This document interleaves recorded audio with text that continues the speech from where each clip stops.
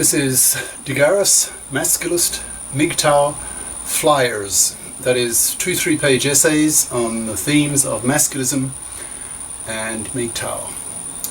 Written by and read aloud by Prof. Dr. Hugo GARIS. This is flyer number 154, entitled My Growing MGTOW/Masculist Souring Towards Women. Description. This flyer explains my growing sourness towards women as my libido dries up as I approach 70. So I see women more as childlike prattlers whom I can't take seriously nor respect. I may spend the fourth quarter of my life being a full MGTOW to get some peace and quiet to do what I really love, that is, advanced math and physics.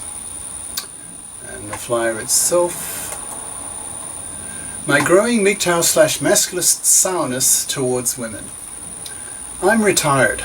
I've been retired for 6 years now. Well, now it's 7, the time I'm making this video.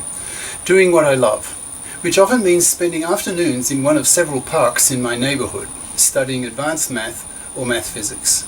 In the weekends particularly, there are lots of women in the parks, often with their kids, and I listen to them and reflect on my reactions and attitudes towards them. I do notice that my reactions are generally rather sour. I tend to think, quote, I hope you will leave soon and take your female prattle with you and your noisy ankle-biting kids, end quote. I want to get back to peace and quiet so I can concentrate on the difficulties of abstract math that has so many concepts that are new to me that finding the odd intellectual hook that I'm familiar with to attach some new concepts to is difficult. Close bracket. I often go to the top of a hill in the park that has a small roof over an area large enough for 2 chairs, facing over a pond towards a Buddhist shrine set against a rock face. It's one of my favorite spots, giving a sense of the peace of nature, and during the week few people come to it since it's quite a walk up the hill. So usually during the week mostly only men make the climb up, but weekends there are so many people that many women come with their kids. I listen to these women and think, quote, these women have childlike minds. They actually enjoy being with pre-human morons less than 4 feet tall who have a vocabulary of 300 words. I feel relieved when they leave, taking their noisy machines with them and their prattle. Why do women prattle? They're not conveying information for the most part. It's mostly just being social with other women. Their conversations are so superficial that I don't take women seriously. They're not adults. Now, admittedly, I'm getting near to turning 70, so my libido is drying up, so I don't feel driven to try to attract women's attention.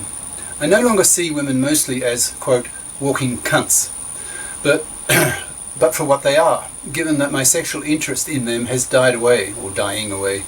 And what do I see? I see creatures who are quite alien to the male mind. Femalians, I call them, with rather childlike minds, not calm, rather hysterical at times, with reactions based more on feeling than reason. So since I spend most of my day in reasoning mode, and then in brackets, there is no stronger discipline for polishing one's reasoning skills than pure mathematics, the king of logic. Close brackets. The irrationality of female behavior is totally alienating and disgusting to me. I have the feeling that I'm going through a major life change as I transition away from being a sexual male to being an asexual male, which is quite normal for a man my age. Men evolve that way. I can see evolutionary reasons for this transition. A man in the last years of his life, in proto-human times, would not have been able to give protein to a woman who has his kids for many years. That is, not long enough to see his kids grow to maturity and cope on their own. So evolution has selected men whose libido switches off late in life, so that women are forced to choose a younger man who will give protein to her for a longer period of time, so that she can raise her kids to sexual maturity. But with modern medicine and greater health awareness, e.g. a year ago I had my first heart pain, it scared the shit out of me, so I started Googling like crazy and then went on a vegetable, fruit, fish diet. I stopped eating animal products, meat, eggs, milk, yogurt, that clog arteries and kill half the world's population. Actually, I've changed my diet since then again, but anyway. And ate watermelon and black beans to generate NO, that's nitrous oxide, to dilate my heart arteries. A year later, those heart pains have long gone, so I'm expecting to be like my father, who's still alive at near 97, well now, almost 98, and healthy. He'll probably get 100, and I hope to also. I think I've got his longevity genes. I now expect to live another 20, maybe even 30 more years. So, I will be living those years as... question. So, will I be living those years as a MGTOW? That is, will I go fully MGTOW, not relating with women at all in my fourth quarter of life? It's a definite maybe for me. My father has been a full MGTOW for 3 decades. He told me in the early 90s that now that his libido had dried up, he didn't need women sexually, so he felt he didn't need women for anything. I suppose he didn't want to risk repeating the living hell he went through with my bitch of a mother, who was a veritable shrew. My current Chinese wife is currently finishing her menopause, so still has menopausal crazy behavior. I'm planning to stay with her for a few more years to see what she becomes after the menopause ends, to see if she becomes calm. If so, then I might stay with her long term, because a calm woman I can tolerate. I can't share my math and physics with women. They're not good at it, and they're not interested in it. So a part of my brain is utterly condescending with women, not taking them seriously, because they're incapable of performing at male levels in my specialties. I think also that at a deep level, I've been influenced by MGTOW's red pill idea, in brackets, that women don't love men, they only love men's exploitability, close brackets. That pill is really quite a poison pill and has a souring influence on men regarding women. Men don't like being abused by women, who look on men as cash machines, wanting only to extract resources from them. Men resent this. So I find I look on women as parasites more and more.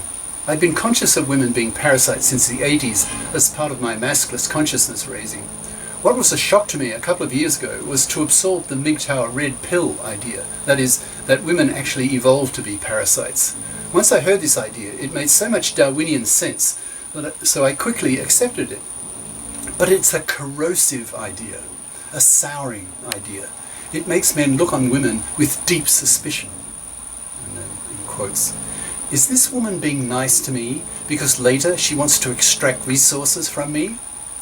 Quote again. I resent this woman being attracted to me, but in a mono-dimensional way, that is, to my money-making side. She ignores my other facets that make me, me, and I don't like that. I don't like that at all. About 40% of men over 40, that's in the US, live alone. That doesn't surprise me much. Many such men are no longer cunt-driven, and so are able to look at women coldly for what women are, that is, monodimensional, child-minded femalians, and men do not like what they see, and as a result, choose to live alone rather than be bothered by a nagging, fat, female parasite. The MGTOW movement doesn't talk much about this exodus of men from women in the second half of their lives, because most MGTOWs are first halver men, that is, less than 40 years old, so have not had enough life experience to be able to speak with first-hand experience of why so many second halver men choose to go full MGTOW. Cheers.